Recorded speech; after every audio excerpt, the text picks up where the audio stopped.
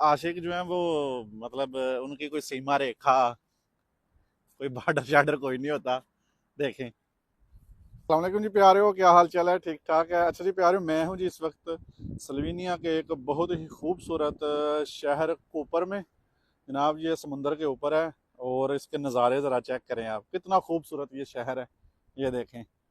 और आशिकों के जनाब काम देखें। आशिकों ने ताले इतने खूबसूरत शहर में और इतना खूबसूरत ये ब्रिज पैदल वालों के लिए बनाया हुआ है इन्होंने।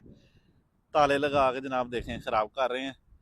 मतलब आशिक जो है वो मतलब उनकी कोई सीमा रेखा, कोई बॉर्डर शार्डर कोई नहीं होता। देखें कैसे कैसे ताले लगाए हुए हैं, दिल वाले, पिंक, ब्लू, हरे, पीले, नीले। ताले के अंदर एक ताला लगाया हुआ है, ये देखें। तो पेरिस में जाएं या फ्रैंकफर्ट में एक ब्रिज है, या पेरिस में जाएं उधर एक ब्रिज है। मतलब उधर तो बहुत ज्यादा है ना।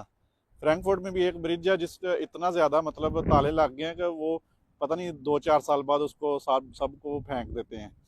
तो ये सामने ओल्ड कूपर है और इस तरफ नया नया है। ये सिस्टम सारा ना बहुत खूबसूरत शहर है। फॉलो कर लें, लाइक कर लें वीडियो को। अल्लाह हाफिज़।